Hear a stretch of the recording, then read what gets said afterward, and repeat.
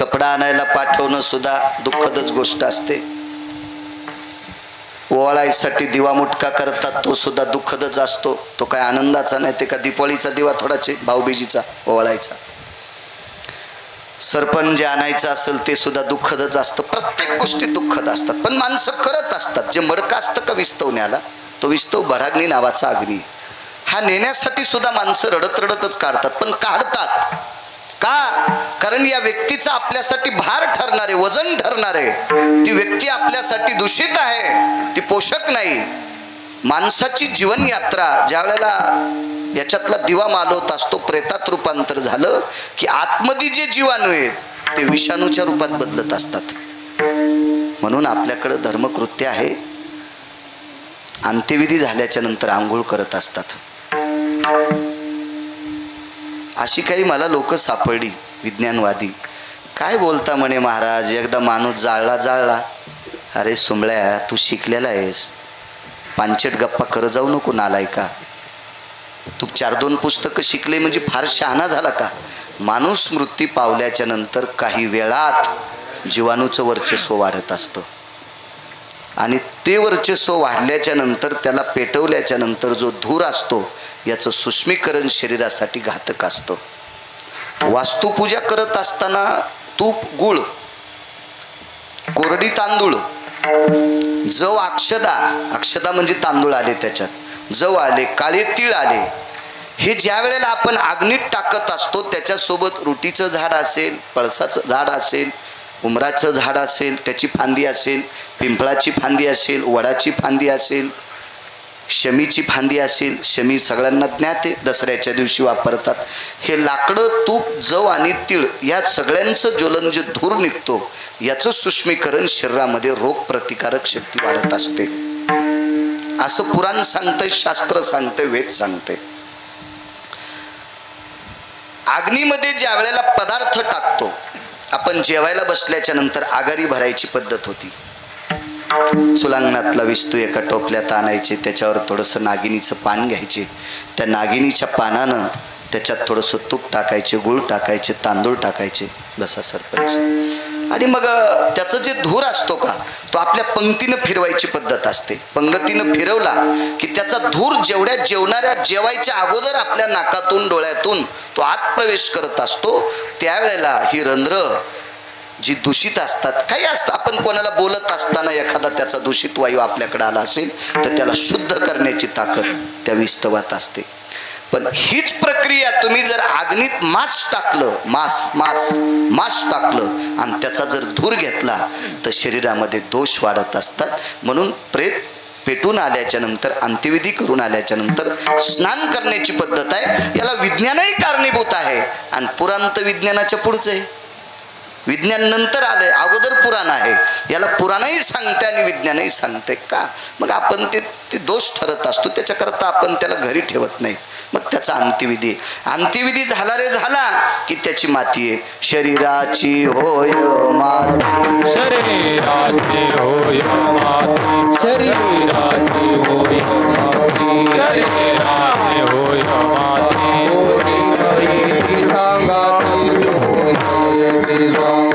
कोणी नाही ते सांगते, कोणी नाही ते सांगते, कोणी नाही ते सांगते, कोणी नाही ते सांगते. शरीराची होय माती, कोणी नाही ती सांगती, कोणी नाही ती सांगती, कोणी नाही ती सांगती.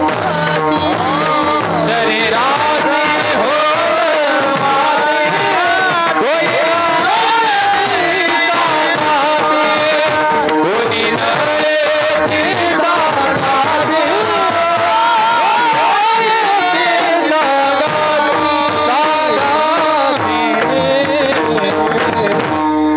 माती ठरलेली आहे शरीराची. सज्जनांनो, झाला प्रेतरूप शरीराचा भाव, लक्ष्यला ठाव स्मशानीचा. बंगला किती कोटी रुपयाचा आहे पाहत नाही, त्याचे किती बंगले ते सुद्धा पाहत नाही, त्याला घरात नाहीत पेटवत. लक्ष्यला ठाव स्मशानीचा. रडती रात्रंदिवस काम क्रोध माया. आपल्या घरातली जी व्यक्ती गेली का, त्या व्यक्तीनं जी आपलं सुखसोयी आपल्याला देत होती ते काम माणसाला रडायला लावते. त्या भावना रडायला लावत असतात. मनती हाय हाय यमधर्म. मला असं वाटतंय तुकोबारायांनी हे कडवं अधिकारी लोकांसाठी वापरलं असावं. आपण मेल्याच्या नंतर यम हाय हाय कशाला करील, आणि काय त्याचं एवढं मोडून पडलंय आपल्यासाठी हाय हाय करायला. आपली पात्रता तरी काय आहे, योग्यता तरी काय आहे, लायकी तरी काय आहे, अधिकार तरी काय आहे, वैचारिक पातळी तरी आपली किती मोठी आहे, आपल्या वाचून जगात राहिलं तरी काय. आपल्यासाठी यम हाय हाय करत नाही. यम हा अधिकारी लोकांसाठी हाय हाय करतो की एवढी लोक जातात कशी. त्याच्यावरचे एक दोन मुद्दे तुमच्या पुढे मांडतो. तत्पूर्वी मोठ्या श्रद्धेने, मोठ्या अट्टहासाने, मोठ्या असीम प्रयत्नाने आजचा हा उदक शांतिविधीचा कार्यक्रम आहे. स्वर्गीय वैकुंठवासी सौभाग्यवती चंद्रकलाबाई नामदेवराव मुंढे ह्या विश्वाच्या मालकाच्या सानिध्यात विलीन झाल्या. श्रीयुत नामदेवराव तुकारामजी मुंढे हे त्यांचे पती आहेत.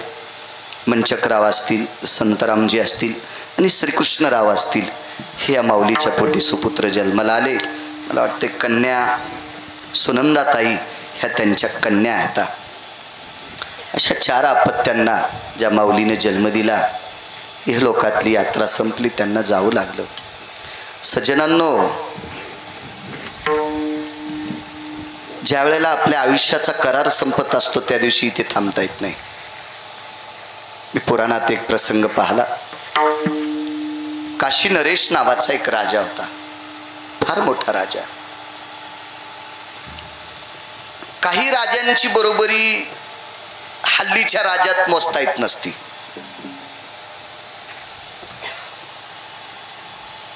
कारण हल्लीच्या राजांची ठराविक वेळापुरती चमक असती, कालांतरानं चमक निघून जाती, येती जाती. ह्या चमका येत्यात जात्यात. चमका म्हणजे शिल्का नाही म्हणालो मी, चमक म्हणजे तेज. काही वेळापुरतं तेज असतंय, ते पुन्हा गढूळ होतंय. आणि एकदा गढूळ झालं की ते तेज पुन्हा येण्यासाठी जगात कुठलंही औषध नाही. विठाला विठाला.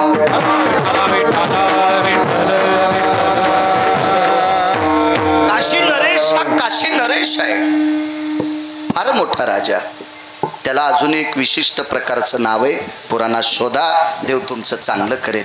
चांगलं शोधण्याचं काम करत जा. एक सोपा मुद्दा सांगायचा झाला तर पाटलोबा चांगलं वाचिलं की पंढरपुरातला मालक आपला वाचित असतो, आपल्याला वाच. मला वाटतं 3रा कार्यक्रम या आनंदगरमध्ये. 2 वेळेस तुमच्याकडे आलो आणि आता इथे आलो. मध्ये गावात तुमच्याकडे आलतो आईच्या कार्यक्रमाला, पुन्हा नगर भोजनाला आलो, पुन्हा देवा 1-2 मला वाटते अशी श्राद्ध पुण्यतिथीची कार्यक्रम झाली बऱ्यापैकी. इथे 3दा आलो. इथंच घराच्या पाठीमागं शेतात कार्यक्रम. त्यावेळेला इतकं मोठं मंदिर नव्हतं, पाषाणाचं मंदिर केलंय. कारण वरच्या शिखरापासून जे पेटीपर्यंत काम आहे की याला 1000 वर्षाचं आयुष्य असते. 1000 वर्ष सुद्धा चुकीचा शब्द आहे. नैसर्गिक आपत्ती जर नाही आली तर या मंदिराला कसल्याही प्रकारचं डंक नाही. म्हणजे अशाच पाषाणाची मंदिरं शक्यतो झाली पाहिजे. विठाला विठाला.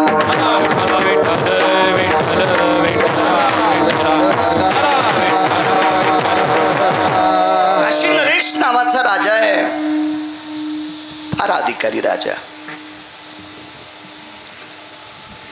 तो जगन्नाथपुरीतला एक कोडसा प्रसंग आहे. आणि काशी नरेश ह्याचे मित्र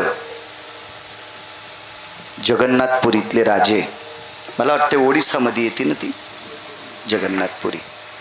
मी काही पाहिली नाही, पण मला पुराण वाचायचा नाद त्याच्यामुळं माहीत आहे. मग तिथले फार मोठे एक सात्विक सदाचारी पुण्यशील राजे होते.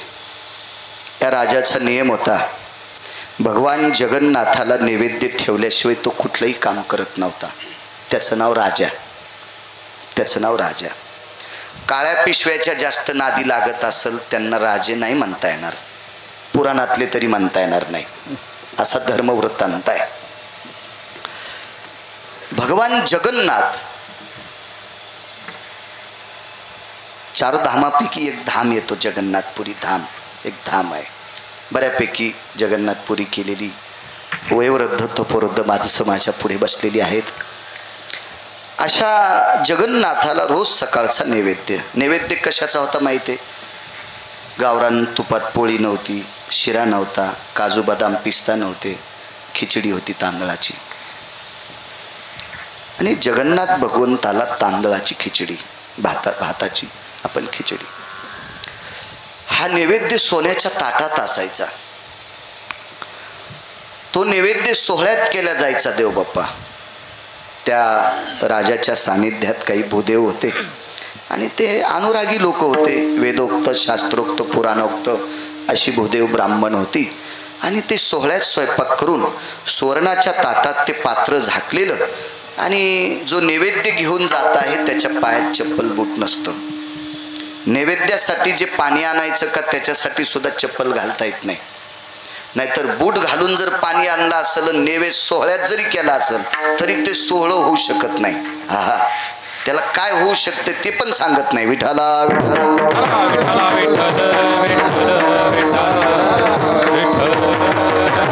अशा शिस्तीत नैवेद्य करणारी भूदेव होती. आणि सूर सनई चौघडा पुढे वाजायचा आणि तो नैवेद्य एका भूदेवाच्या हातात असायचा. त्याच्या कमरेला पंचा असायचा, खांद्यावर एक उपरणं असायचं. ते उपरण्याचं एक तोंड त्याच्यावर टाकलेलं असायचं. अंगात बनेल सदरा शर्ट काही नसायचं, डोक्याला टोपी मुंडास नसायचं. आणि ते राजदरबारापासून भगवंताच्या मंदिरापर्यंत ते पायी चालायचे. म्हणते हाय हाय यमधर्म. याच्यावर सांगतो, यम कोणालाही हाय हाय म्हणत नाही हो. आपण मरण उंदर मरण सारखंच. काय काय आपल्या मरण्यात एवढं काय लगे. एक जण मला परवाला भेटला, महाराज मी मेल्याच्या नंतर आमच्या गावात भजन होणार नाही. म्हणलं तू आत्ता मर, गाव पाकिस्तानी होते का पाहू, तुझ्यामुळं कसं भजन राहील. बरं याच्या अगोदर महाराज मेले नाही का? याच्या अगोदर भजनी मेले नाही का? याच्या अगोदर मृदंगाचार्य मेले नाही का? अंगावर घेऊ नका, बिलकुल घ्यायचं नाही अंगावर. आणि मी कोणाच्या अंगावर बॉम्ब टाकायला रिकामत नाही. मला महत जेवायला वेळ नाही तर तुमचं कशाला इचकू, काही गरज आहे का? आहे का नाही? किती कीर्तनकार मेले असतील, संप्रदाय बंद पडला कान्ना? नाही पडला, नाही पडला. कितीतरी मेले असतील, नाही बंद पडत, नाही बंद पडत. ते उगत माणसं अंगावर घेत असतील. काय आपल्यामुळे परमार्थ चाललाय, तू येडपशे, तू उगत तू स्वतः समजतो. गाडी गंगाखेडला निघाली.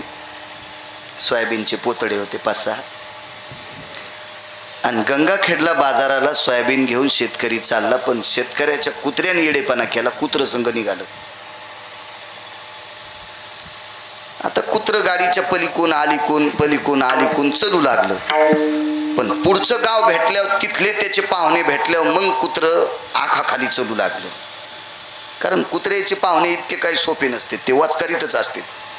कुत्र्याचे पाहुणे सोपे नसते, ते दिसलं की वचकारीत. म्हणून हे आखाखाली चलू लागलं. तर हे आखाखाली चालणार कुत्रं हुशार होतं. त्याला माहित होतं पुढून बैल येऊ देत नाही आणि दोन्हीकून चाक याला मधात येऊ देत नाही. आणि मागून जर आलं तर मी पुढं सरकितो. ओळखीचे बैल असल्यामुळं मला लाथ आणणार नाहीत, पण याला आणल्याशिवाय राहणार नाहीत. इतकं कुत्रं हुशार होतं. पण ते कुत्रे वाटाचे जे त्याचे पाहुणे होते का, ते म्हणले अरे तू बाहेर निघ ना, तू दाखवतो. ते म्हणले आलो असतो रे, पण बैलाला गाडी रेटन. मी बाहेर लगेच आलो असतो, पण बैलाला गाडी ओढणं त्याच्याकरता मी आता कुत्र गाडी ओढीत असतं का? असे बरेच कुत्रे समजितीत मायामुळं चालले, तुझ्यामुळं चलत नसतं सोंगळ्या. विठाला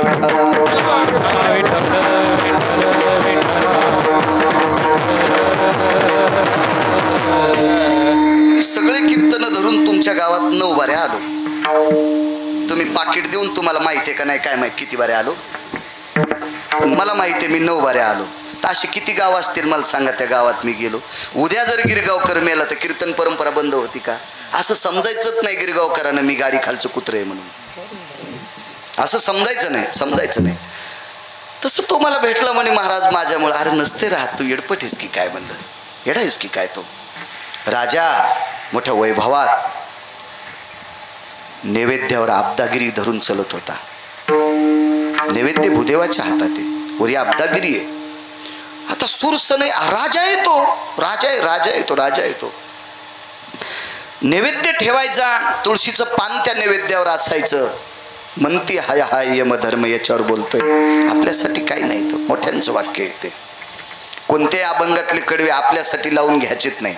हल्ली काय होतं माहिती आहे का, एखादा माणूस मेला की लगेच उद्या तिथं एक टीप लावल्या जाती, गेली दिगंबर विश्वर विभूती, राहिल्या त्या कीर्ती जगा माझी. अरे ते मेल्याच्या नंतर बायको सुद्धा त्याला कदरली होती सोमळ्या, आणि त्याच्यासाठी ते वाक्य टाकल्यावर तुला यम इतका हानीन, तू इंचभर जागा ठवाचा नाही लाल करायची. कोणासाठी गेले दिगंबर कसं म्हणता येईल? मला वाटतंय म्हणणाऱ्यालाच नरकात टाकील देव. विठाला विठाला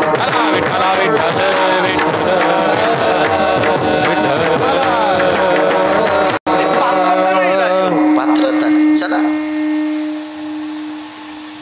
देवाच्या पुढे नैवेद्य ठेवला, पात्र उघडं केलं. नैवेद्य शिरा जरी असेल तरी त्याच्यातला थोडासा घास काढावा लागतो आणि त्याच ताटात ठेवून त्याच्यावर तुळशीचं पान ठेवून मग पाणी फिरवायचं असतं आणि देवाला हात जोडायचे असते. त्याचे विशिष्ट प्रकारचे श्लोक आहेत, ते श्लोक म्हणायचे असते. भंगिऱ्यानं लिहिलेले श्लोक जर म्हणले तर देव वास पण घेणार नाही त्या नैवेद्याचा.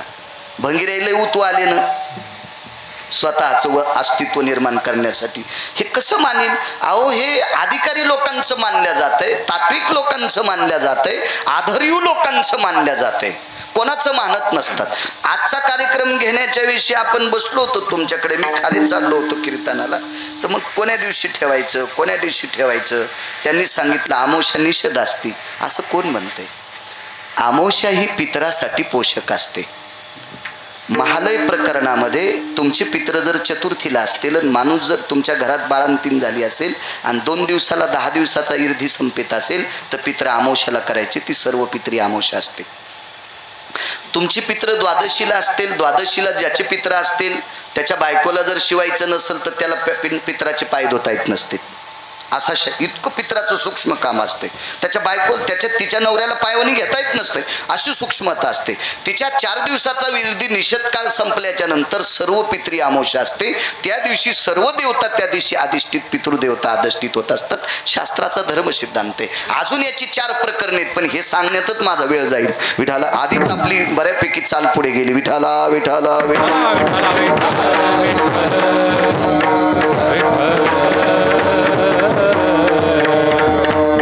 आणि शास्त्र त्या माणसानं पाहिलं पाहिजे किंवा बोललं पाहिजे ज्याला शास्त्रातलं थोडंसं कळतंय, ज्याला पुराणातलं थोडंसं कळतंय, ज्याला वेदातलं थोडंसं कळतंय.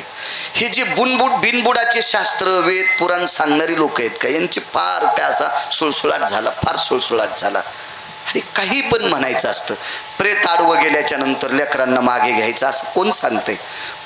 उलट प्रेत खांद्यावरलं पाहिल्याच्या नंतर कोण्या जातीचं बघायचं नाही, मान वाकवायची असते. प्रेता नमस्कारे तथा जीवात्मा भय जायतो त्यागायाम यत सर्वायाम शिरसायम हृदयस्तु पार निर्जायते नैवम गिरगावकर लिखितम.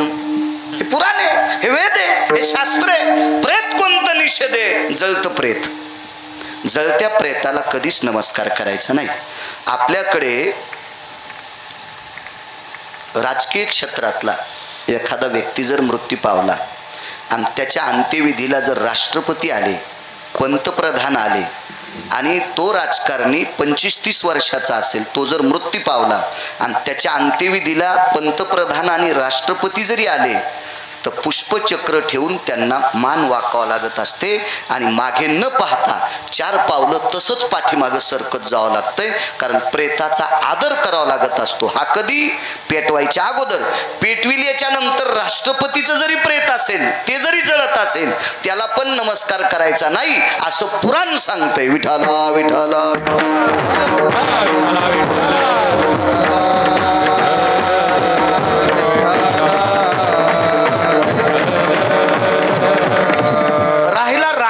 प्रश्न. तर राख तर पवित्र आहे. एकदा भडाग्नी नावाचा अग्नी लागल्याच्या नंतर राख इतकी पवित्र होत असते, त्या पवित्रतेच्या बाबतीत देहूतल्या मालकांनी शेवटच्या कडव्यात बोलावा. तो कभेने रक्षा झाली आपे आप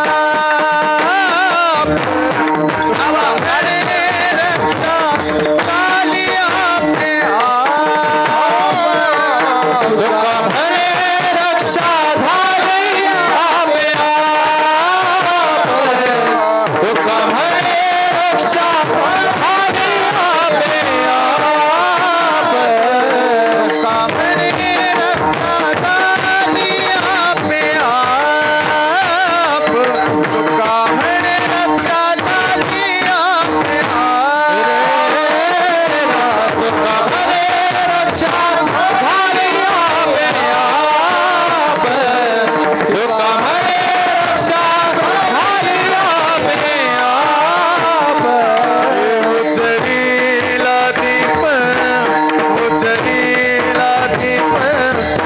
उजळीला दीप गुरुकृपे रडती रात्र दिवस काम क्रोध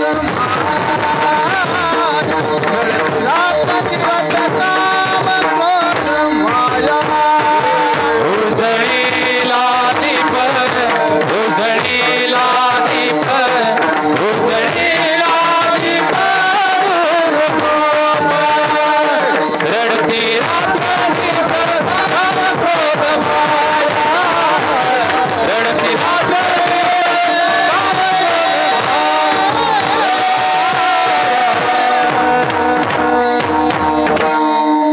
महाराज उजळीला दीप गुरुकृपे. एकदा राग झाली ना त्याचं एक उजळ अस्तित्वत असते. उलट आपण हात लावतो म्हणून गंगेत टाकावं लागते. आपण अपवित्र लोक येत याच्याकरता अस्थी अपवित्र होत असतात आपण हात लावल्याच्या नंतर. शास्त्रात फार त्याला अस्थि संचय नावाचा विधी म्हणतात. फार मोठं तात्विक स्थितीनं केल्या जातो. पण आपण पुराणातली एकही गोष्ट लक्षात न ठेवता भंगिऱ्यांनी लावलेल्या प्रथा अंमलात आणतो. याच्याकरता आपल्याला त्याचा दोष लागत असतो. काही नाही, आपल्याकडं अंत्यविधीला रांगात धरतीत माणसं पाणी पाजायला. रांगाच जसं गणपतीला पाणी पाजायलेत, हो जसं गाईला पाणी पाजायलेत, जसं बैलाला पाणी पाजायलेत. अहो निषेध आहे. आपल्यापेक्षा कमी वयाचा 1 दिवसानं जरी व्यक्ती गेला असेल, मुलं सोडून 1 दिवसाचा जरी कमी वयाचा आपल्या व्यक्ती गेला असेल तर मशानभूमीत आपल्याला बेलानं पाणी पाजण्याचा तिळ मात्र सुद्धा अधिकार नाही असं पुराण सांगते. गिरगावचा बाळ्या नाही. विठाला विठाला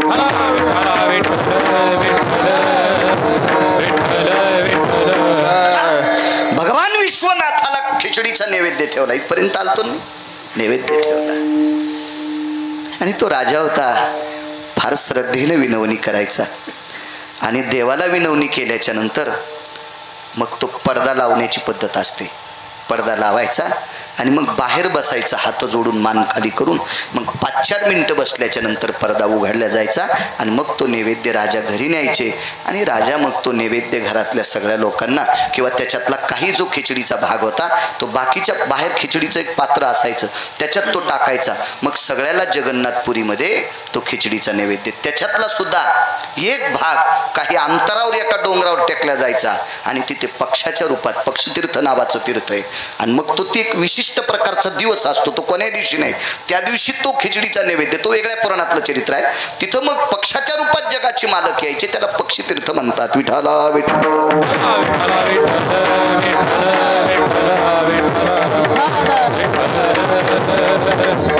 फार दिवस चाललं, खूप दिवस चाललं. एक दिवस काय झालं माहिती आहे अण्णा? देवबाप्पा भगवंताला खिचडीचा नैवेद्य वाजत गाजत गेला आणि काशी नरेशानं तो नैवेद्य ठेवला. फौजी त्या नैवेद्यावर तुळशीचं पान ठेवलं शंभूराजे. आणि काशी विश्वनाथानं नमस्कार केला. आणि नमस्कार करत असताना चेहऱ्याकडे बघितलं देवाच्या, तर विश्वनाथाच्या तोंडाला खिचडीचे कण लागलेली होती. आता ते राजाने हे पाहिल्याच्या नंतर पुजाऱ्यावर राजा इतका तापला. का रे म्हणे, कोण देवाच्या तोंडाला खिचडीचा घास लावला होता? अजून देवाच्या तोंडाला भाताची कण आहेत, काही कळतं का तुम्हाला? तर तर तर तर तर तर हालत होती माणसं. पूर्वीच्या काळात जी माणसं दटूत होती का ती खऱ्यानं दटूत होती. आता पांचटपणा आहे दटिण्याचा. म्हणजे काही असं ज्ञान नसतं, काय नसतं. स्वतःचं वैभव म्हणून दटवायचं काय नसतं. ते वैभव म्हणून दटवणं म्हणजे काम नसलेल्या बैलानं शेपटी करून वरी पळणं. विठाला विठाला सगळे शेतकरी आहेत. तुम्ही फार काही शहरात राहणाऱ्यांना माहित नसेल, पण शेतकऱ्यांना विचारा. ज्या बैलाला 7-8 दिवस काम नसलं, पेंडन खाला भरपूर असलं, ते सुटलं की शेपटीवरी टांगतं, कोणीकडे बोंगाळतो. अशी काही माणसं कोणीकडे वृषभात तनुजा येते आनन पुटेशे भयो यात कृत्री व्याभिचारो कृतो जय स्थिता. काही पण असं सारखं बोलत राहायचं. घाणेरडे वाक्य बोलणं म्हणजे व्याभिचार केले इतकं पाप असतं. विठाला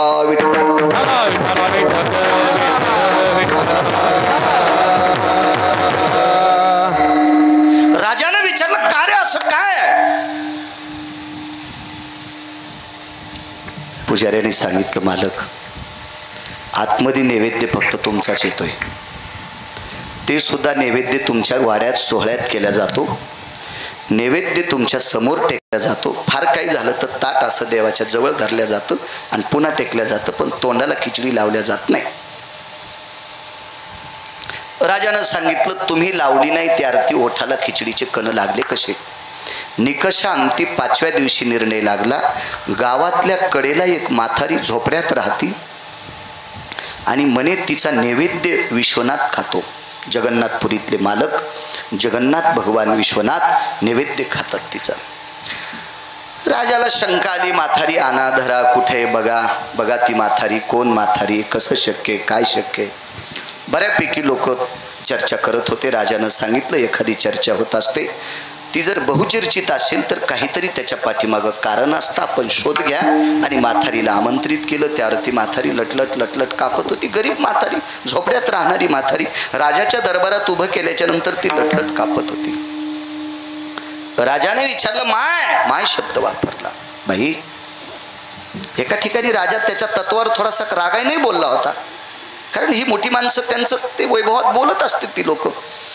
हे माय, देवाला खिचडी चारतेस? हो म्हणे. देव तुझ्या हातानं खातो? हो. कधीपासनं? 22-23 वर्ष झालं. देवाला खिचडी खाऊ घातल्याशिवाय मी जेवतच नाही. राजानं सांगितलं, देवाला नैवेद्य दाखवते का खाऊ घालते? तिने सांगितलं, नैवेद्य दाखवत नाही, मी खाऊच घालते. काय बोलते म्हणे ही? राजवैद्य आमंत्रित केले. राजवैद्य, राजवैद्य म्हणजे आपल्याकडे जसा फॅमिली डॉक्टर असतो ना, तसा राजाचा एक स्वतंत्र वैद्य असतो, तो राजवैद्य. आमंत्रित केले आणि सांगितलं, हिची तपासणी करता का तुम्ही? ही बरळते, हिला काही आजार आहे का? हिचा डोक्याचा काही आजार आहे का? हिला काही कळतंय का? काही परिणाम झालाय का? शोध घ्या बरं हिचा राजवैद्याने.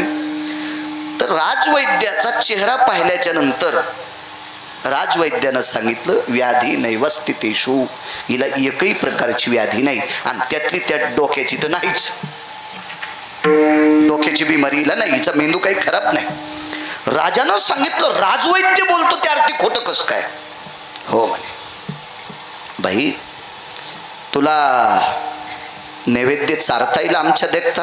हो म्हणे, चारता येतो. अहो, देवाला नैवेद्य शिजवायची पात्र सोन्याची होती गुरुजी, पात्र सोन्याची होती, पात्र. राजाची तिथं काय कमी असेल अन्न, सगळ्या काही गोष्टी तथ्य होत्या तिथं. लाकडं चंदनाची होती, 52 चंदनाची लाकडं होती खिचडीचा नैवेद्य शिजवायला. 52 चंदनाची. कशाला म्हणतात 52 चंदन?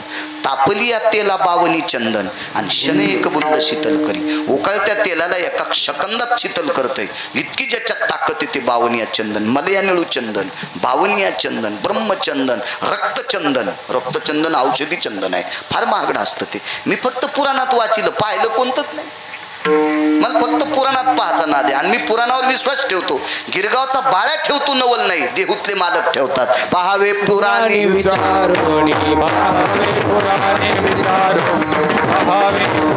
विचार.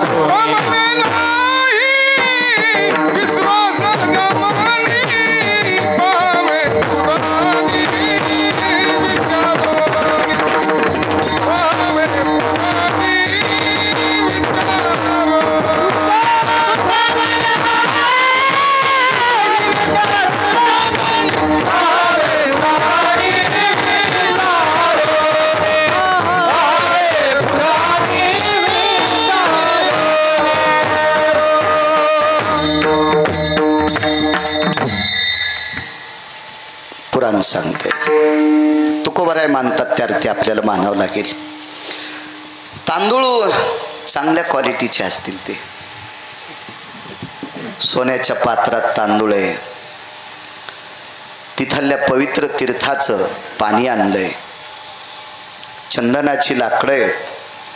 म्हातारी बसायला आसन टाकलं, स्नान केलं म्हातारी, सोहळ्यात म्हातारी.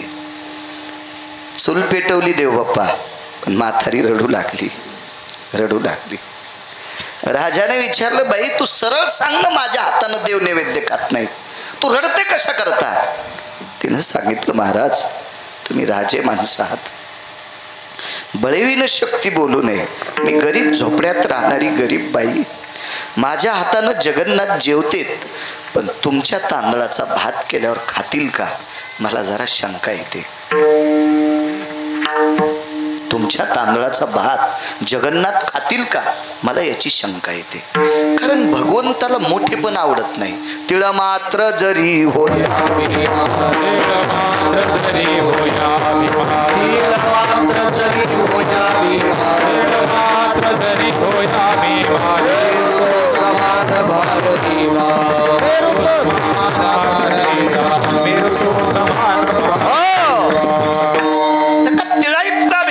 नाही. तुम्ही वैभवशाली लोक आहेत, आपलं नाही घेणार देव, म्हणजे खाईल का याच्यात शंका. तुमचे तांदूळ वाईट आहेत म्हणल्यावर म्हातारील भीती आहे, एका तलवारीत धड वेगळं करीन. राजा आहे तो, राजा आहे, राजा आहे. राजानं सांगितलं, माय पात्र सोन्याचे, सरपण चंदनाचं आहे, गंगेचं पाणी आणलंय, पात्र सुद्धा सगळी सोन्याची, तांदूळ फार क्वालिटीचे आहेत. क्वालिटी शब्द इंग्रजी, फार मोठी महागडी तांदूळ आहेत. तिनं सांगितलं, हे सगळं खरं आहे, पण मी हे सगळं पाहिल्याबरोबर माझ्या लक्षात आलं, मला तिकून असे ते वलय येत नाहीत, सेन्स येत नाहीत देव खाईल म्हणून. बाई मग तुझ्या तांदळाचा नैवेद्य खाताना दाखवशील का? जी म्हणे, दाखवतो दाखवतो, चला माझ्याकडे. म्हातारीच्या झोपड्याकडे आल्याच्या नंतर अख्खा प्रांत पागल झालाय. राजा म्हातारीची इथं गेला, झोपड्यात राहणारी बाई, तिच्या झोपड्यात जायचं म्हणजे राजाचा तो मुकुट अडकलता, इतकं वाकावं लागलं. मुकुट अडकला, मुकुट राजा, सोन्याचा मुकुट असेल 2-2.5 किलोचा, थार दिवशी पालथा पडला. पण राजा राजा आहे. म्हातारीनं सांगितलं, तुम्ही एवढे जण मधात बसणार नाहीत, मी आज तुळशी वृंदावनापसली चूल पेटीते. पटांगणातली चूल पेटीली, 2-4 झाडं होते, झाडाखाली आसनं टाकली. मनती हाय हाय यमधर्म, यम कोणासाठी हाय हाय करतो एवढ्या वाक्यावर बोलतो तुम्हाला. मी माझ्या वेळेत कीर्तन सोडील, तुम्हाला त्रास देणार नाही या वातावरणाचा, मुळीच त्रास देणार नाही, कारण ते पाप लागेल मला. तुमचा घाम निघतोय आणि मी उगच बोलत राहणं मला तरी बरोबर वाटणार नाही. पण वेळेच्या आतही करणार नाही. बाहेर चूल पेटवली. म्हातारीनं कालचं मडकं राखेनं घासलं, राखेनं त्याच्यात पाणी टाकलं आणि ते मडकं ठेवलं.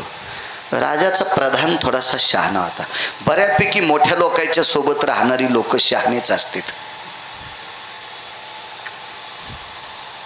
राजाची मांडी दाबली. काय राजे साहेब, खापराचं गाडगं, आणि गाडगं खापराचंच असते, गाडगं सोन्याचं कसं असेल ते? ह्या खापरातली खिचडी देव खाणार? मला वाटतं त्या हरामखोर प्रधानाला माहीत नसावा मातीचं पात्र किती पवित्र असते. तो भडवा प्रधान असावा. मी काय त्यावेळेला नव्हतो तिथं, नाहीत मी त्याची गचांडी धरली असती. नालाय का, तुला अक्कल आहे का? तू राजाचा प्रधान आहे म्हणजे लई शहाणपणाच्या गप्पा करतो का सोंबळ्या? मृतिका पात्रो सर्व पात्राम पवित्र. हा मातीचं पात्र सगळ्या पात्रात पवित्र असतं, त्याच्या इतकं पवित्र काहीच नाही. म्हणून तर 14 बाऱ्या लागत गाडगं. मी सांगितलं होतं गावातल्या कीर्तनात, आता पुन्हा नकोय. म्हणून 14 बाऱ्या गाडगं लागते. 1000 कोटीवाला जरी मेला तर इस्तू सोन्याच्या गुंडीत नेत नाही. आणि नेला असता लोकांनं मसनवाट्यात पण टिकी दाखिली असत्या पैशावाल्यानं. आमचा मेल्याच्या नंतर आम्ही सोन्याच्या गुंडीत इस्तू नेला. नसतू जमत सोंबळ्या, दाखल्या असत्या का नसत्या टेकी पैशावाल्यानं? हो, पण तिथं टेक चलतच नाही. 5 कोटीचं घर बांधा, वास्तुपुरुष मातीच्याच बोळक्यात ठेवावा लागतो. वास्तुपुरुष सोन्याचा असतो, पण वास्तुपुरुष मात्र मातीच्याच बोळक्यात ठेवावा लागतो. इतकं मात्र जपावंच लागते. तेव्हा तुम्हाला एक माहीत असेल, मी त्या कीर्तनात सांगितलं होतं, आपल्याकडं नवरदेव नवरीच्या कानामध्ये इथे गोत्रो भिन्नाती भयस्थिताती जायते नाम ते मडकाच त्याच्यात हळकुंडन सुपारी टाकते तन कानात वाजिते वृष्णिरोर भयस्थित होती मत्कुंभा हरिद्राय सर्वस्थित होयती यस गोत्रे भिन्न गोत्रे भयस्थिताती जायते. असं इतके वेळ वाजित नसते तिथं देवबापाला कुठं टाईम आहे. आणि जरी देवबापाला टाईम असला तर त्या भंगिऱ्याला कुठं टाईम आहे, त्या नवरदेव नवरीला कुठं टाईम आहे. आता मी त्यावेळेला कर्मकांड करायचो त्यावेळेला नवरदेव कानात म्हणायचा जरा भोयट्या आवात आऊत हाना. भोयट्या आऊत कळालं तुम्हाला म्हणजे पटकन उरका. म्हणजे असे कानात सांगणारे नालायक लोक आहेत ना, त्यांना त्या पूजेला सुद्धा जास्त वेळ बसा वाटत नाही. अशी काही लोक आहेत. चला ते प्रधान हसू लागलेला आहे. राजानं सांगितलं आपल्याला नैवेद्य देव खातो का हे बघायचं, तू शांत बस. म्हातारीनं खिचडी शिजवली, गाडग्यात शिजवली आणि वाढायला सुद्धा गुरुजी गाडगच होतं. हो गाडगच होतं, परळ होतं, असं आपण त्याला झाकणी परळ म्हणतो. त्याच्यात खिचडी रिचवली. म्हातारी किती हुशार होती सांगू तुम्हाला. आपल्या संस्कृतीमध्ये एकादशी ओघळता एकाही दिवसाचा नैवेद्य तुळशीचं पान टेकल्याशिवाय देव स्वीकारत नाही. फक्त एकादशीच्या फराळावर मात्र तुळशीचं पान ठेवत नसतात, असं त्याचं शास्त्र आहे. बाकी सर्व नैवेद्यावर. मग त्याच्यात महाशिवरात्री आली, गोकुळाष्टमी आली, ह्या 5 पर्वण्या आल्या ना त्याच्यात, ह्या 24 एकादशी 5 पर्वण्या. बाकी आपण आता सोमवारचा नैवेद्य आपण जेवतो त्यार्थी सोमवारी उपास सोडत असताना त्या नैवेद्यावर तुळशीचं पान असावा, शास्त्र आहे. प्रदोष सोडत असताना तुळशीचं पान असावा, त्याचं शास्त्र आहे. आता काही लोकांना तुळस आवडत नसेल, हा ज्याचा त्याच्या मनाचा भाग झाला. तुळस मुसलमानाला आवडत होती. नामदेवरायचं लग्न तुळशीशिव लागलं नाही आणि नामदेवरायचं लग्न बिदरच्या बादशाच्या दरबारात झालं. म्हणून तुळशी वृंदावन लावल्याशिवाय तुळस लावल्याशिवाय लग्न लागत नाही आपल्या हिंदू संस्कृतीचं, असं शास्त्र आहे. आता बघा ना लग्नात तिकडच्या येणी इकडच्या येणी तुळशीला पाणी घालतात लग्न लागताना. कॅमेऱ्यावाल्याचा सगळा कॅमेरा त्याच्याकडेच असतो. ह्या पुन्हा 12 महिने तुळशीला पाहत नाहीत, पण त्या लग्नात मात्र फोटो काढण्यापुरते अशा जरासा पण हालत नाहीत. तोंड तिकडे तुळशीकडे पाहत नाहीत, त्या पाहत्यात कॅमेऱ्याकडे पाणी घालतात तुळशीला. असं मोठा सगळा चालूपणाच चालला ना आपल्याकडं. म्हणून वरचा बी इतका चालू झाला ते उन्हाळ्यात पावसाळा तयार करायला. ज्याचा पिंडात बदल होत असतो का त्याचा ब्रह्मांडात बदल होत असतो. विठाला विठाला.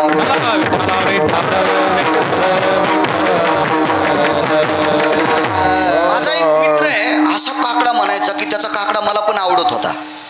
सुरेल काकडा असायचा, त्याची पिक्चरच्या गाण्याची चाल नसायची, म्हणजे बोधेबाबाच्या चाली लावायची, अशा चालीत तो काकडा म्हणायचा.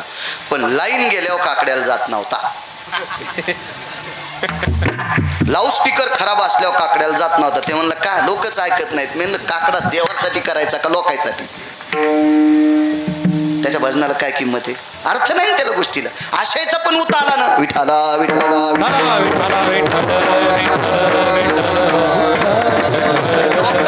लोकांनी मला चांगलं म्हणावा याच्याकरता जर कोणी भजन करत असेल तर तो हरामखोर आहे, तो पांचट आहे, तो भडवा आहे. पण देवानी मला चांगलं म्हणावं याच्याकरता जर कोणी भजन म्हणत असेल तर तो वारकरी आहे. विठाला विठाला.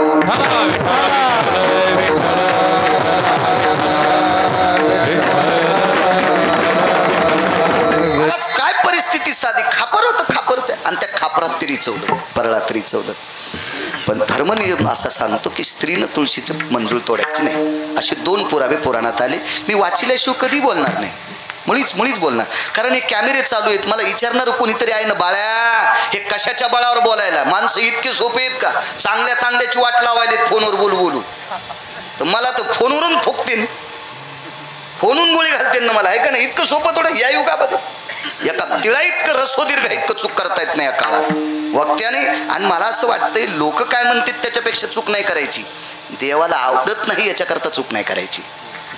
वारकरी संप्रदायातल्या वक्त्याने आधार नसताना सांगणं गाईचं मांस खाल्ले इतकं पाप असते. आधारा वाचोनी काय सांगशी गाणी, शास्त्र आहे त्याच्या पाठीमागं. सगळ्यांपैकी एक जणाकडे असं म्हातारीनं पाहिलं. त्या सगळ्या लोकांमध्ये बऱ्यापैकी महिला आलत्या आणि एका महिलेच्या सोबत एक चिमुकलं लेकरू होतं. म्हातारीनं त्याला आवाज दिला, जवळ बोलवलं आणि त्याला सांगितलं, बाळा तुळशीचं एक पान घेऊन ये, बरं घेऊन ये, पान घेऊन ये. आणि त्यानं तुळशीचं पान आणलं, माथारीच्या हातावर टाकलं आणि माथारीनं त्या खिचडीवर ठेवलं.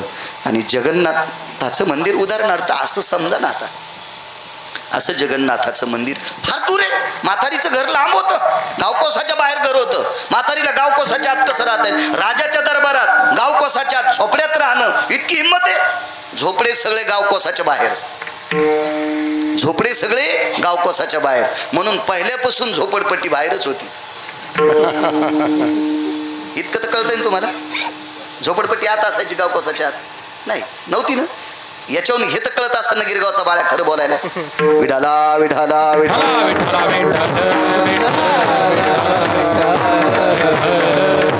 गावकोसाच्या बाहेर, गावकोस म्हणजे तट असायचा, राजाला तट असायचा, त्या तटाच्या बाहेर. आणि तिने असं मंदिर पाहिलं, पाणी घेतलं. आपल्याकडं दळ काढत असतात, तिला दळ काय काढणार आहे? पाण्याची अशी रे चौकोन मंडळ म्हणत असतात त्याला, मंडळ. आता तिला मंडळ काय कळणार आहे? तिनं काही नाही, पाणी घेतलं आणि पाणी टाकून अशी जागा सारवली. आता ती साधी बाई होती, ती काय तिला कर्मकांडाचा अभ्यास होता का, पुराणाचा अभ्यास होता का, शास्त्राचा अभ्यास होता का, वेदाचा अभ्यास होता का, तिला एखादा श्लोक पाठ होता यजमान? काहीच नव्हतं. तिला साधी बाई होती ती, साधी. तिनं ती जागा अशी सारून घेतली, हात धुतले आणि त्याच्यावर ते पात्र ठेवलं, तुळशीचं पान ठेवलं आणि डोळे झाकले आणि जगन्नाथाची विनंती केली, देवा रोज खातोस रे, रोज नैवेद्य खातोस रे. आणि ती कपडा कोणता झाकीत होती माहिती आहे का? तिनं वापरलेल्या लुगडं खराब झाल्याच्या नंतर, खराब म्हणजे घाण नाही, म्हणजे फाटल्याच्या नंतर त्याचे ती तुकडे करायची आणि ते लुगड्याचे तुकडे ती धुवायची. आपण त्याला बाळांते म्हणतो, लेकराला वापरलं की बाळांत म्हणतो. असं ते चांगलं तिचा कपडा होता ना. महाराज या विश्वातल्या ठराविक बायकांचे लुगडे इतके पवित्र होते, त्यांचे कपडे इतके पवित्र होते, पंढरपुरातल्या मालकानं त्या कपड्याने तोंड पुसून घेतले. पदर माथ्याचा काढिला, बाळनंदाचा पुशिला. किती बायका दाखवायच्या तुम्हाला की ज्यांनी स्वतःच्या पदरानं देवाचं तोंड पुसलं? गोनाबाई होत्या. दीपावलीच्या सणाच्या दिवशी जगाचा मालक आला, त्यावेळेला आता टावेल कुठं होती आंघोळ घातल्या, मग डोक्यावरचा पदर काढा आणि विटेवरच्या मालकाचं, काशीतल्या मालकाचं तोंड पुसलो. काय पदर किती अधिकारी असेल होतो, त्यांच्या अंगावरची वस्त्र किती नाविन्यपूर्ण असतील, किती पवित्र असतील ती वस्त्र, त्या वागत किती गोड असतील याची कल्पना करा. आणि मग त्या म्हातारीनं देवाला हात जोडला, देवा मी प्रांजळ आहे रे, मी निर्मळ आहे रे, मी आतापर्यंत काही चूक केलेली नाही रे देवा. हे शरीर माझं पवित्र आहे आणि या पवित्र शरीरानं केलेला मी स्वयंपाक, त्याच्यातला नैवेद्य रोज तू खातोस, मला माहीत आहे. पण आज ह्या लोकाई देखता मला तुझं, माझं वजन, माझं वैभव, माझा अधिकार, माझी प्रतिष्ठा मला दाखवायची गरज नाही. महत्व हरवी, चातुर्य लपवी, पिशेपण मिरवी आवडोनी, पूज्यता डोळानं देखावी, सुकीर्ती कानीनं ऐकावी. या सत्तेवर आरूढ असणारी म्हातारी होती. मला काही जगाला दाखवायचं नाही तू माझ्या हाताने नैवेद्य खातोस. पण ही लोक मात्र वेगळ्या वेगळ्या तत्वानं आलेली आहेत रे, आज तुला प्रसाद घ्यावा लागेल. म्हातारीचं जीवन निर्मळ होतं. याचा एक मुद्दा सांगतो तुम्हाला. ह्या भारत देशातली स्त्री किती पवित्र आहे, या महाराष्ट्राच्या मातीतली स्त्री किती पवित्र आहे. अल्लाउद्दीन खिलजी नावाचा व्यक्ती तुम्ही इतिहासात ऐकला असेल, बऱ्यापैकी लोकांना माहीत असेल. अल्लाउद्दीन खिलजी जातीनं कोण होता तो? मुसलमान. वा वा. अल्लाउद्दीन खिलजी, हा खिलजी नावाचा व्यक्ती एका पातशाहीशी जुळालेला होता. 6 पातशाही होत्या, त्याच्यापैकी एका पातशाहीशी जुळालेला होता. या महाराष्ट्राची स्त्री किती पवित्र याच्यावर सांगतोय तुम्हाला. त्या माथारीहून निघलं म्हणून सांगतोय. तिनं सांगितलं, देवा मी पवित्र अंतःकरणे, माझं निष्पाप अंतःकरणे, माझं शरीर पवित्र आहे. शरीर कोणाची पवित्र नसतात बरं का. भानपट्टी केली, फार वेळा स्प्रे मारतो म्हणजे पवित्र आहे असं नाही. 9-10 आंघोळी केल्या म्हणजे पवित्र नाही. पवित्र होण्यासाठी आतलं पवित्र लागतंय. गवळीयाची ताकपिरे कोण पुरे चांगली. महाराज काय होती ती? शेंबूड खरकटे नाकाशी, साधी लेकर होती ना, पण त्यांचे अंतःकरण गोड होते. शबरीच्या बाबतीत जर विचार केला देवबाप्पा, तर शबरीला असेल का एखादी ब्युटी पार्लर भेटला असेल का? तिला कंगवा तरी भेटला असेल का गुरुजी? कंगवा तरी तिला एखादं सौंदर्य प्रसाधन वस्तू भेटली असेल का? नाही. शबरीने कधी कधी चेहरा पाण्यात न्यायला, पाण्यात का तेचे दर्पण ते कोण? आणि जळी स्थिरावले जळपण, स्थिर झालेल्या पाण्यात तिनं चेहरा बघायचा. महाराज ही आरूढ लोक होती. वारकरी संप्रदाय ते आळंदीत रत्न होऊन गेलं. वारकरी संप्रदाय ते आळंदीत रत्न होऊन गेलं. ज्या साधूनं स्वतःचं सौंदर्य आरशात कधीच पाहिलं नाही. जयराम बाबा भोसले जीवनात कधी आरसा पाहिला नाही. गंधगोळी उघडायची, नाकावर ठेवायची, सरळ कपाळ खाली करायचं. आयुष्यात कधी आरसा पाहिला नाही. महाराज तात्विक लोक होऊन गेले. हे कडकडीत वैराग्याच्या ज्वाळा होत्या. लोक विठाला विठाला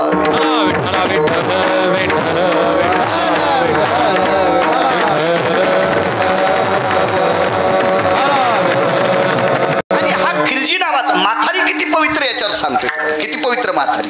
हा खिलजी त्या नगरीत आला आणि त्या सुंदर स्त्रीचं नाव होतं पद्मावती. या महाराष्ट्राची, या भारत देशाची स्त्री किती पवित्र आहे त्या माथारीहून सांगते. वेळ संपलाय का आपला? नाही ना अण्णा, खोटं बोलायचं नाही. 14 मिनिटं बाकी आहेत अजून. आणि नगरीत आल्याच्या नंतर गावाला वेढा दिला. त्या पद्मावतीचे मालक बसलेले, ओसरीमध्ये पडवीत बसलेले. पाहिलं त्यांनी, अंग थरथर करत होतं.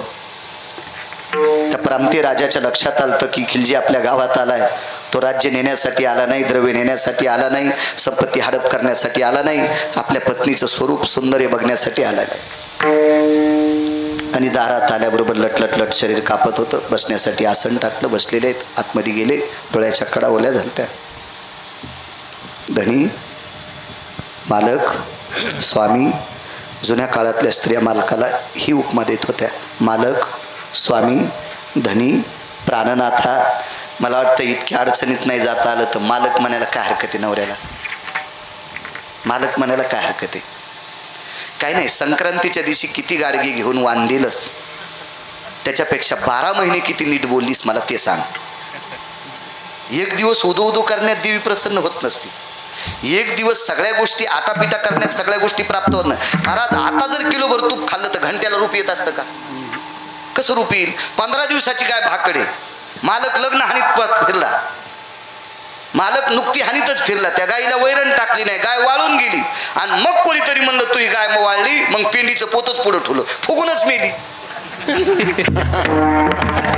माझं एक मते, तात्काळ केल्यानं देव प्राप्त होतो हे नालायकपणाचं टोक आहे. कुठल्याही गोष्टी ढाळे ढाळे प्राप्त होत असतात, कुठल्या गोष्टी वेळेनं प्राप्त होत असतात. तुम्हाला एक सांगतो, सावकाश पडलेला पाऊस पीक चांगलं येऊ देतो. सावकाश पडलेला पाऊस विहिरीला सुद्धा पाणी देत असतो. अवकाळी पडलेल्या पावसानं तळे लवकर भरत असतात, पण पिकं पण मातीत जात असतात. इतकं मात्र लक्षात ठेवा. विठाला विठा.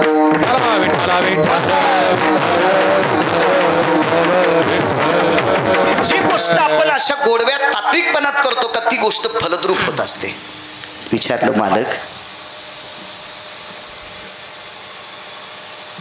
डोळ्याच्या कडा ओल्या येतात? हो ग, तुझ्या पावित्र्यावर आज संकट आलंय. माझ्या पावित्र्यावर संकट? कोणाची हिंमत आहे? हा खिलजी नावाचा व्यक्ती आहे, अलाउद्दीन खिलजी. त्याची तुझ्या शरीरावर वाईट दृष्टी आहे. ठीक आहे मालक, मला 20 मिनिटाचा वेळ मिळेल.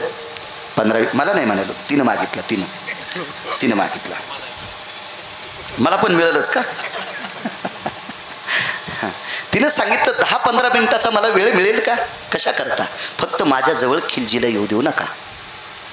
सांगितलं, मी त्याचा पाहुणचार करतो. पण प्रिय लक्षात घे ग, आपल्या गावाला चारही बाजूनं त्यानं वेळा घातलाय. तुला गावात पळून जाता येणार नाही.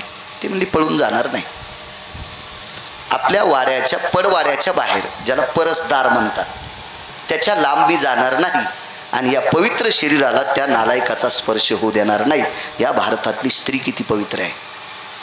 या देशाची, या महाराष्ट्राची स्त्री किती पवित्र आहे. माझ्या वारकरी संप्रदायाने किती आदर केला. ज्या घरी कुलस्त्रिया, राज्य, राणी व संपत्ती. प्रत्येक कीर्तनात एक वाक्य सांगत असतो मी. प्रत्येक कीर्तनात असं एकही कीर्तन नसेल की त्याच्यात ही संपत्ती सांगितली नाही. आणि राजाने पाहुणचार केला. भिंतीवर सासू सासऱ्याच्या प्रतिमा होत्या.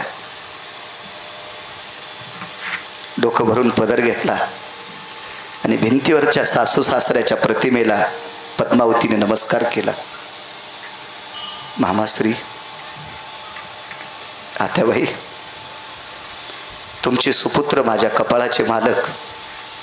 आतापर्यंत लेकरा इतकी मी तुमच्या सुपुत्रांची सेवा केली, त्यांचे सुपुत्र म्हणजे हिचा नवरा, लेकरा इतकी सेवा केली मालक, मामाश्री, आत्याबाई, पण आजपासून माझ्या कपाळाच्या मालकाची तुमच्या सुपुत्राची सेवा करण्याचा योग माझ्यातला संपलाय.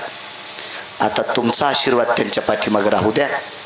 माझ्या कपाळाच्या मालकाला म्हणजे पतीला, तुमच्या सुपुत्रांना गोड असं आयुष्य प्राप्त हो आणि त्यांच्या पोटाची अवस्था भागो असा आशीर्वाद तुम्ही स्वर्गातून द्या. सासू सासऱ्याच्या प्रतिमेला नमस्कार केला. मागच्या कीर्तनात एक वाक्य बोलून गेलो तुम्ही गावातल्या, तुका म्हणे पितृ आशीर्वाद देती कल्याण विच्छित्ती तया कुळा. अभंग जरी नागपूर प्रतीतला असेल तरी पण या अभंगावर वर्चस्व धर्मभास्कर वक्ते बाबांचं होतं. आता वक्ते बाबांना खोटं म्हणणं म्हणजे काय साधी गोष्ट, ते आधारित आहेत, परमार्थातली महात्मा लोक येतं, आशीर्वाद देत असतात पितृ. आणि सासू सासऱ्याला नमस्कार करून तुळशीला प्रदक्षिणा केली. माय, मी जशी हळदीच्या अंगाने या वाड्यात आले ग, त्या दिवशी तू बहरलेली होतीस. मी हळदीच्या अंगाने ह्या वाड्यात आले त्या दिवसपासून तू बहरलेली होतीस, हिरवीगार होतीस. पण आता मी या वाड्यातून चालले ग, तू अशीच हिरवी राहा, तू अशीच हिरवी राहा, म्हणजे या वाड्यातल्यांना संकट येऊ देऊ नकोस. तुळशीला नमस्कार केला आणि परसदारातून पाठीमागे गेली. आताच्या हल्लीच्या शहरात राहणाऱ्यांना परसदार कळणार नाही, पण परसदार त्याला म्हणतात. मोठ्या वाड्यातून पाठीमागं जात असताना एक दार असायचं, त्या दारातून सरपण, काडी, ओळही सुद्धा पाठीमागच असायची. सरपण आणायचे, काडी आणायची, पाण्याची विहीर असायची. कधी कधी मोठ्या लोकांच्या चौकात असायची, पण कधी कधी परसदाराच्या पाठीमागं विहीर असायची. तर त्या पद्मावतीच्या परसदाराच्या पाठीमागं गाईचा गोठा, गाईच्या गोठ्याच्या पलीकडे विहीर होती या हाताला, आणि विहिरीच्या बाजूला सरपण होतं, त्याच्या पलीकडे ओळही सुद्धा होती, गाईच्या कडब्याची वैरणीची सोय सुद्धा होती. परसदारातून बाहेर गेल्याबरोबर पहिला प्रणाम गाईला केला. गाईची शेपटी हातात धरली. काय पवित्र स्त्री आहे भारताची, आणि तिनं ती शेपटी आपल्या कपाळावर टेकली आणि गाईला सांगितलं, माया, तू या हिंदू संस्कृतीतलं दैवत आहेस. बाई, तू आतापर्यंत दूध देत होतीस का? आताही दूध देतीस, पण कधी कधी मी तुझ्या दुधाचा जास्त घरातच वापर केला. असं नाही, आल्या गेलेल्यांना मी सगळ्यांना दूध देत होते. पण आता तुला विनंती करते, कपाळाला शेपटी लावली त्या अर्थी तिला कुंखाचं दर्शन घडवलं. आता मी राहणार नाही, मी गेल्याच्या नंतर तू मी आत्तापर्यंत तुझी जर निष्ठेनं सेवा केली असेल तर आहे त्याच्यापेक्षा शेरखान दूध आगाव देशील, की जेणेकरून तुझ्या दुधाने माझ्या पतीची उपजीविका भागेल. गाईला प्रणाम केला. काय पवित्र स्त्री असेल या देशातली. आणि कर्मनो गहनो गती, विहीर सुकलेली होती, विहीर आटलेली होती, विहिरीत पाणी नव्हतं. त्या विहिरीत थोडंसं सरपण टाकलं, काही गवऱ्या टाकल्या, 4-2 पेंड्या तुझा टाकल्या असतील कडब्याच्या गुरुजी, पेंड्या पण टाकल्या. आणि तितक्यामध्ये खिलजी चळवळ करू लागला पाठीमागं जायची. हा खिलजी चळवळ करू लागला पाठीमागं जायची. तेवढ्या अवकाशात मालक पाठीमागं आले, डोळ्याला टसटस पाणी आलं. आणि प्रिये, आता कसं करशील ग? पाय परसदाराच्या पाठीमागून उघड्या तलवारी घेऊन माणसं थांबलेत, कसं करशील ग आता? तिनं सांगितलं, मालक, फक्त एकदा तुमचं दर्शन घेऊ द्या. मालक रडत होते आणि बायको हसत होती, नवरा रडत होता आणि बायको हसत होती. सांगितलं, का ग, तुझ्या चारित्र्याची मला भीती वाटते, याच्याकरता मी पुरुष असताना रडतो आणि तू स्त्री असताना हसते.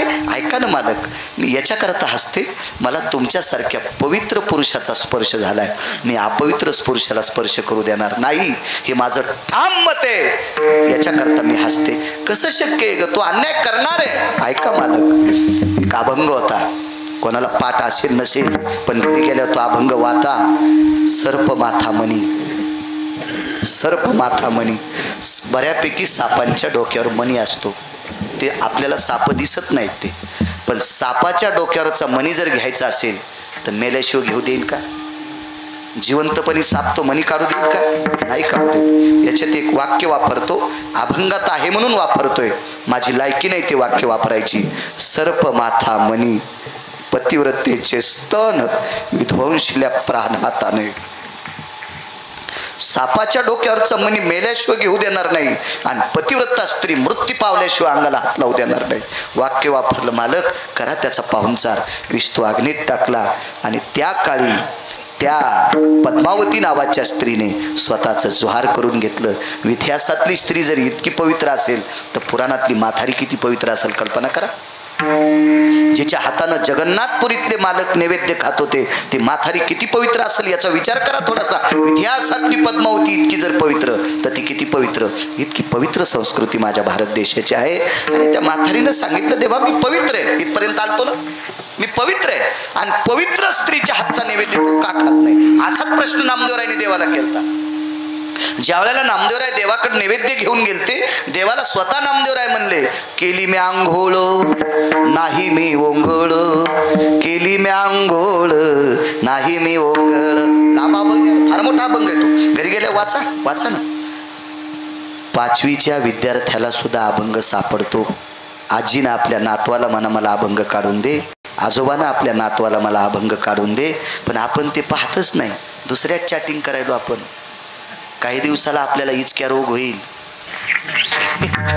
असा इचकायचा रोग होईल आणि ह्या इचक्या रोगाचे स्वतंत्र डॉक्टर तयार होतील आणि मग त्यांच्याकडेच हा इचक्या रोग नीट करण्यासाठी आपल्याला जावं लागेल. याच्याकरता हा रोग व्हायच्या आधीच आपण थोडं आटोक्यात आणा. इतकं कोणालाही इचकू नका, चांगलं इचका.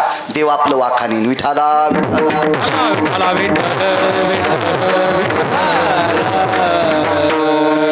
देवाला नमस्कार केला दुरून पाहून आणि त्याच्यावर कपडा झाकला. 5-10 मिनिटं थांबली. महाराज कपडा हालत होता गुरुजी, तो कपडा हालत होता. माथारीच्या लक्षात आलं याला जास्त भूक लागली आणि माथारीनं आवाज दिला देवा आम्हाला प्रसाद ठेवशील का रे, देवा आम्हाला प्रसाद ठेवशील का. पण महाराज त्या माथारीचं तत्व पाहण्यासाठी या सगळ्या बघ्यांची भूमिका स्तब्ध करण्यासाठी देव पात्रातला हात काढतच नव्हता. आणि अशा वेळेला नाईलाजानं पात्रावरचा कपडा काढल्यावर हात अदृश्य झाला आणि कोपऱ्यात थोडासा प्रसाद राहिला होता. टस टस टस माथारी रडत होती.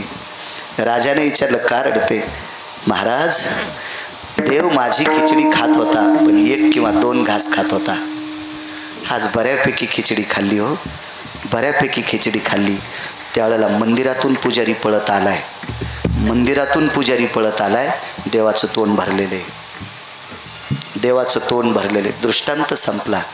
महाराज ज्या माऊलीच्या हातानं देव खिचडी खात आहे, जगन्नाथ भगवान खिचडी खात आहे, महाराज ती गेल्याच्या नंतर मग यम हाय हाय करत होता. म्हणून दुसऱ्या कडव्यात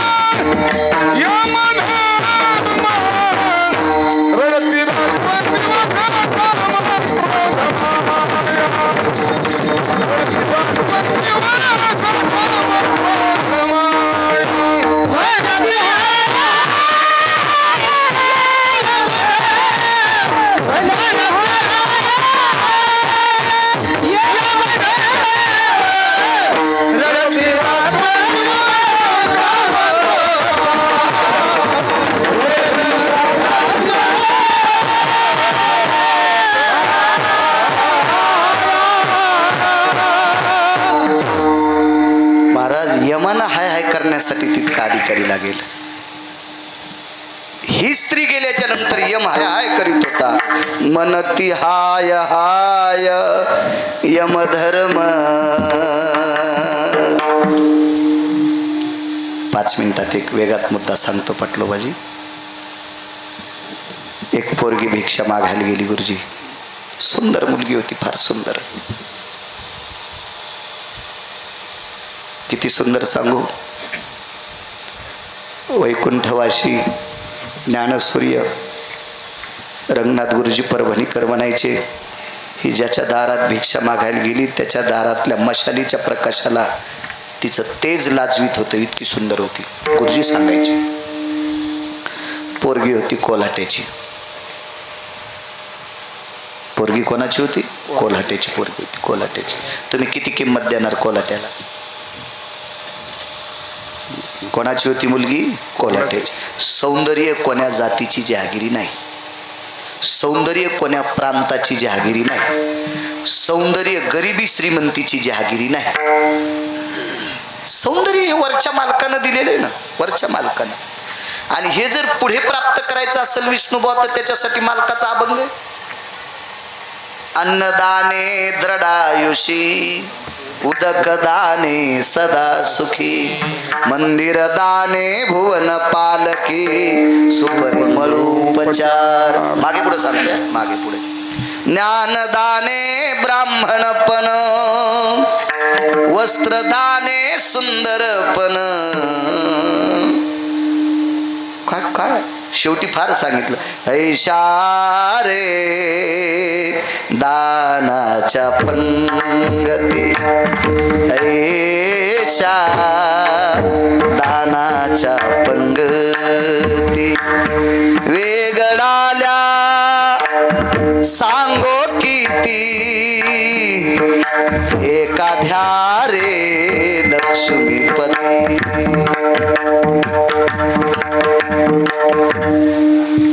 एखाद्या रे लक्ष्मीपती. नाही देता येत ना, कारण त्या लक्ष्मीपतीचं स्मरण, सगळे दान केल्याचं पुण्य प्राप्त होते.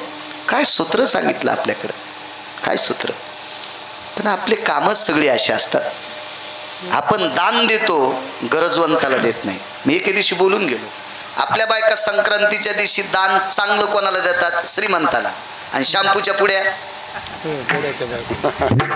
चहा गाळायच्या चाळण्या गरीबाला. सरपंचाची मंडळी आल्यावर मी रे तुम्ही पुढे बसले म्हणून घ्यालो. फौजीची मंडळी आल्यावर चांदीचं बघू, सरपंचाची मंडळी आल्यावर चांदीचं बघू, आणि ड्रायव्हरची बायको आल्यावर चहा गाळायची चाळणी. तू हाडं गंगा घेणार नाही, गंगेत टाकले तरी तू हाडं तिकडे फुरसानावानी फेकून देईल गंगा, फुरसानावानी. असं नाही, आपण चुकीचं करतो ना. आपण सत्पात्री दान दिलं पाहिजे. अहो, कपोतकल्पित नावाच्या साधूने व्यालेल्या कुत्रीला भाकरी टाकली, 2-4 पिलं दिली तिनं. कुत्री वेली विसारकर. आणि तिला आता काही खाल्ल्याशिवाय कसं दूध देता येईल? शंभूराजे तिला दूध देता येणार नाही. आणि त्या कपोतकल्पित नावाच्या साधूने त्या कुत्रीची व्यथा पाहिली, स्वतःच्या ताटातली भाकरी तिला फेकली. कुत्रीनं भाकरी तोंडात धरली आणि अलीकून दान करणार होता तितक्यातून विष्णुबा मुंगस पळालं. मुंगसाचं अर्धा अंग सोन्याचं झालं. लय मंडपात मुंगस लोळलं, पण ते हाय ते केस गळाले, पण राहिलेले सोन्याचे झाले नाही. का? कारण आपलं दानच तसं नसतं ना. आपण सत्यनारायण केला तर तोंड पाहून आमंत्रण सांगतो. आता तरी काळ बदललाय. पहिलं गरीबाला उरल्यावर बलित होते, आता गरीब लय शहाणे झाले. गरीब कशामुळे शहाणे झाले? मोठाल्याची तर भरपूर आहे, पण त्याला देव खाऊ देत नाही. पोहे खाल्ले की स्टोव पेटल्यावानी व्हाले, वरण खाल्लं की ॲसिडिटी पार, बॉयलर पेटल्यावानी तोंडातून दुपण निघाले. आपल्याकडे भरपूर आहे पण खाऊ कुठं देतो? साखर आहे पण खूप प्रकारची शुगर असल्यामुळं खाता येत नाही, आणि ते बिचारं मीठ सुद्धा ठुत नाही. त्याच्यामुळे ते म्हणले आपण याच्या इथं जाणंच नको. आता काळ बदलला. आपलं दान सत्पात्री नसतं ना. सर्वाभूती द्यावे अन्न द्रव्य पात्र विचार. सत्पात्री गेलं की सगळ्या गोष्टी गोड होत असतात. चला, भिक्षा मागण्यासाठी आली ती. भाकरी वाढा मायबाप. सौंदर्य पाहिलं, श्रीमंत माणूस होता. वाड्यामध्ये बोलवलं, आतून दार लावलं आणि तिच्या सौंदर्यावर मात केली. अनुचित प्रकार केला. घरी आली, बापाचं आणि माईचं लांबून दर्शन घेतलं. डोंगरावर पाल होतं ठोकलेलं. बापाचं आणि माईचं लांबून दर्शन घेतलं आणि रात्रीच्या समयाला उंच कड्याहून तिनं स्वतःचा देहत्याग केला. बापाने विचारलं, बाई नको करू ग, नको. म्हणे, बाबा तुमच्यासारख्या पवित्र वारकऱ्याची मी मुलगी, पण माझं शरीर एका नराधमानं अपवित्र केलं. हे अपवित्र शरीर आता माईला आणि बापाला स्पर्श करायचा नाही, याच्याकरता त्याग करून टाकला.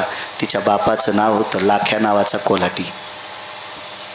वारकरी संप्रदायात विष्णुबा त्याचं फार नाव आलं. लाख्या कोलाट्याचा ढोल पिटी. हो, ढोल हे भास्कळ वाद्य नाही बरं. ढोल हे शौर्याचं वाद्य आहे. याला अनन्यसाधारण महत्व आहे वारकरी संप्रदायात. याला जर नसतं ढोल ढमामे गरजते, मागचं पुढचं घरी गेल्यावर म्हणा ना,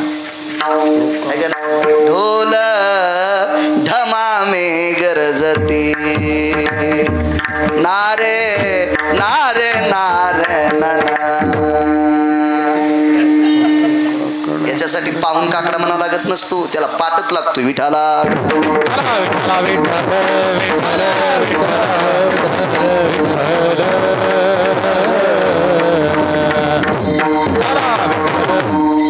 मी श्लोक म्हणला भागवतात. एक म्हातारी भागवत झाल्यावर भेटायला आलती. मला कीर्तनाला गडबडीत निघायचं म्हणे. एक बोलू महाराज, तुमच्यासारख्या लोकांकडनं आम्हाला गोड अपेक्षा आहेत, पण ज्या व्यक्तीसाठी तुम्ही तो श्लोक वापरला तो श्लोक त्या व्यक्तीसाठी नव्हता. नारदाच्या गादीवर बसून सांगतो, तीन चप्पल काढेल नव्हती, चप्पल सगळं पाया पडलो. मला माफ कर म्हणलं, फक्त आता सांगू नकोस कोणाला, हे तुला आणि मलाच माहीत.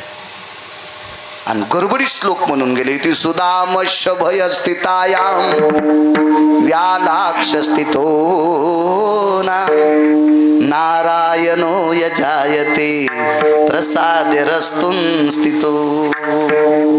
हा श्लोक पोह्यासाठी वापरता येत नाही. आणि मी सहज बोलून गेलो. गडबडीत होतंय नो, हे बी हँग झाल्यावर घेत नाही म्हणे मोबाईल. आहे का नाही हँग होतं ना. कधी कधी आपण ज्याला लावलो त्याचा आवाज येत नाही, दुसरं चालू म्हणतोय. बापरे, असं होतं ना कधी. आता हे बी मळणी यंत्रच आहे ना. म्हणलं बाई माझा काही तसा उद्देश नाही. म्हणे महाराज तुम्ही मुळीच चुकले नाही, पण तुमची चूक एखादा काढू शकतोय. मी म्हणलं अख्ख्या 2-4 तालुक्यात तू एकटीच शहाणी भेटलीच. असं समजील नाही पाहिजे की आपण फार शहाणे येत. जगात फार लोक हुशार आहेत. कीर्तनकारानं म्हणायचंच नाही मला या अभंग पाठ आहेत, पुढं बसणार. कीर्तन करायला तरी तुकडे पाठ आहेत, पुढच्या याला मालिका पाठ आहेत. विठाला विठाला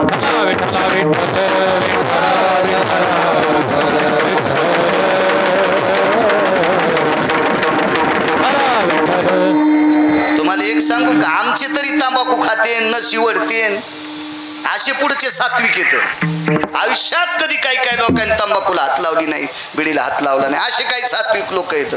आमचे तरी हाडगंगा घेते का नाही विचार करते. मी नाही अजून व्यसन केलं म्हणा, पण इथून पुढं मी करू नये याच्याकरता मला आशीर्वाद द्या. कारण पहिली लोकांच्या पुढे गेले नाही तर आपली काय जाणार आहे. त्याच्यामुळं श्रोत्यांचा आशीर्वाद असला पाहिजे.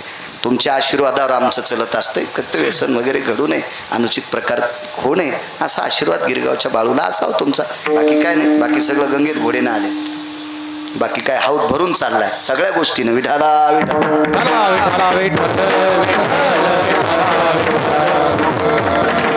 हे समर्पित केला. कड्याहून कडेलोट केलं, स्वतः समर्पित केला. पंढरपुरातल्या मालकाला त्या संसाराची चिंता. हा संसार कसा दाखवा म्हणून ढोल त्यानं वाजिला. महाराज नुसता ढोल वाजिला पैसे भेटणं गेले ना. तारेवर कसरत करण्यासाठी कोणीतरी पाहिजे ना. मग ज्या लाख्या कोलाट्याची मुलगी मृत्यू पावली, तिच्या रूपात पंढरपुरातल्या मालकाने लक्ष्मीला सांगितलं, लक्ष्मी तुला लाख्या कोलाट्याच्या पोरीच्या रूपात जावं लागते. आणि लाख्या कोलाट्याच्या पोरीच्या रूपात जगाची मालकीन तारेवर कसरत करायची आणि मिळालेलं द्रव्य लाख्या कोलाट्याच्या घरी जायचं. महाराज लाख्या कोलाट्याला एके दिवशी साक्षात्कार झाला. कोण आपलं करत असेल बऱ्यापैकी प्रकारे आपला वेळ संपला. हात पकडला, कोण हात नाही सोडला. लाख्या कोलाटे फार शक्तिशाली होता.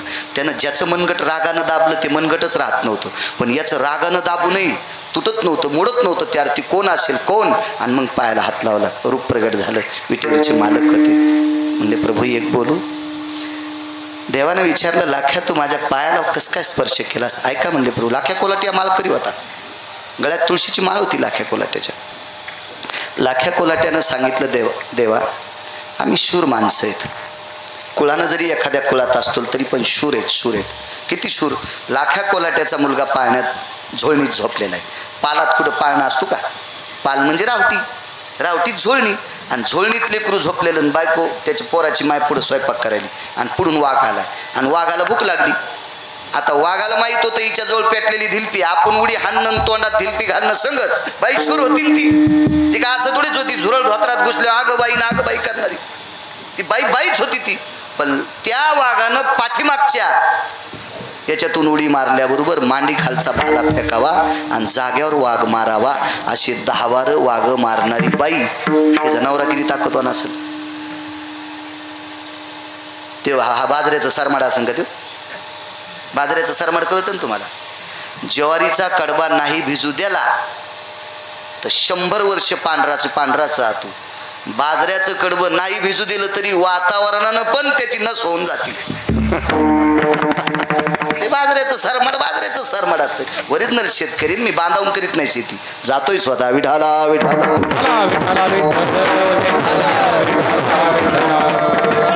बोलतो ना म्हणून कडक. एखाद्या भंगिऱ्याला जर नाही कीर्तन आवडत तर नको घेऊ, तुला 30 गाव पट्ट्याला 36 गाव.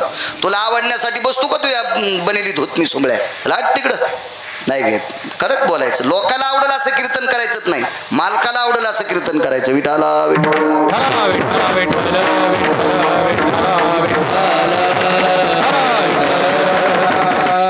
हात पकडा. कोण? मी म्हणले. देवा ढोल वाजिल्या इतके पैसे येत नाहीत. मग पैसे आले कसे? लाख्या तुझी मुलगी तर मृत्यू पावली, पण तुझ्या मुलीच्या रूपात जगाची मालकीन कसरत करत होती. रडू लागले. देवा विश्वाच्या मालकिनीला जर तुम्ही इतकं खालचं रूप देऊन टाकलं तर माझी पोरगी मरूच का दिली? आयुष्य संपल्या थांबता येत नाही. झाला प्रेत रूप शरीराचा भाव, लक्ष्यला ठाव स्मशानीचा. मला थांबता येत नाही. साखरेचा नो हे ऊस आम्हा काही सागर वास. येथे नाही उरो आले अवतार, हिरती पामर जीव किती. जन्मले ते बाळ त्याची वाट पाहे काळ, किंवा ज्याचे आयुष्य नो हे लेखा तेही देखा निमाले. इतराचा पाड कोण नेमिले जाणणं चुकीचे. विठोबा रखुमा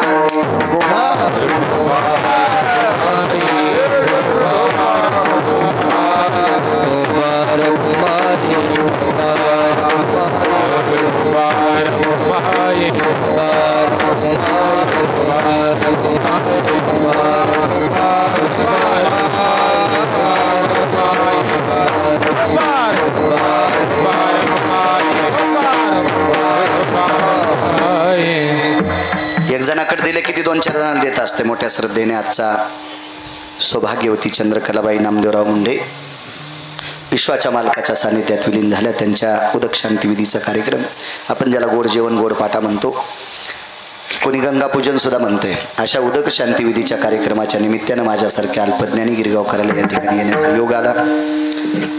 तारखेच्या संदर्भात मी इकडे खाली कीर्तनाला जात असताना योगायोग आला. 2-4 फोन केले ते, पण म्हणलं उद्याला गंगा खेळून जाणार आहे.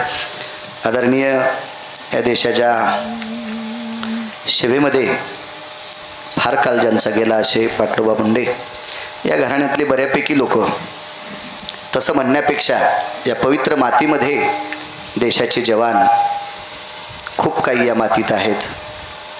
लसुदा सुधाकर भाऊसुद्धा आधी करून खूप, मला ही लोक खूप आवडतात. मी इथं तोंडावर बोलतोय असं नाही, तुम्हाला कीर्तन खूप ऐकायला भेटतील. मी काशीतले मालक आणि पंढरपुरातले मालक या दोघांना एक देव म्हणतो. यांचं भजन करणाऱ्यांना 2 देव म्हणतो. ज्यांच्यामुळे आपण उद्याचा सूर्य पाहतो त्या भारताच्या जवानांना 3रा देव म्हणतो. आणि रक्ताचा घाम करून मातीत टाकतो देवा त्या शेतकरी राजाला 4था देव समजतो. ही खरी देव आहेत, खरी देव आहेत. पाटलोबा संपर्क करत होते, येताना त्यांच्या बंगल्यावर थांबण्याचा योग आला त्या दिवशी. आणि मला वाटतं तुमच्या काकीच आहेत, चुलतीच आहेत. सौभाग्यवती चंद्रकलाबाई विश्वाच्या मालकाच्या सानिध्यात विलीन झाल्या मातृगयेतून. आदरणीय मंचकराव असतील, संतरामजी असतील, श्रीकृष्णराव असतील आणि सुनंदाताई आदी करून यांचा परिवार, विष्ट मित्र सज्जन सखे सोयरे धारे सर्वांना या मातृगयेतून चंद्रकला माऊलींचा आशीर्वाद मिळो अशी मातृगयेच्या चरणी प्रार्थना करतो. आणि मी त्यांना आदरांजली देतो. एखादा म्हणीन देवापुढे टेकलेला फोटो इकडं का काढला? आजच्या अक्षदा देवावर गुरु नसतात. आजच्या अक्षदा पितरांनाच असतात, देवाकडं नसतात असा पुराणाचा सिद्धांत आहे. कोणाला कसं करायचं असेल ते व्यक्ती स्वातंत्र्य या देशामध्ये, जो तो करत असेल, पण आजच्या अक्षदा फक्त पितरांनाच असतात म्हणून फोटो इकडं जवळ घेतला. इतियाम निधिपती सकल यशोधीय निछंद कला कैलासाधिपतयन्नमा तशितो भय सकल स्थिता मुग्ध भयाय निजायन्ते अधिपत्याभय सकल सुधा वैष्णवयन भयहिताय च कैलासाधिपतयन्नमा वैकुण्ठाधिपतयन्नमा सत्यं वासं पतयन्नमा गोलोकाधिपतयन्नमा यक्ष किन्नरो गंधर्वादि चारण विद्याधर लोकपाल भय सकल स्थिता विशदो भयो गिरिजायन्ते रक्तति चंदन समर्पयामि रक्त पुष्पं समर्पयामि अंगुष्ठाधिष्ठान भयो साद्दोर्भयतति त्रिपिण्ड्यो तेष्टि भय जायन्ते नारायणो नागबली कागसवद सकलशितो शंख श्राद्ध भयमुच्यन्ते कालाक्षो भय पुनितजरो सकला वयं मुग्धजना. नमः पार्वते पते हार हार महादेव. ज्ञानेश्वर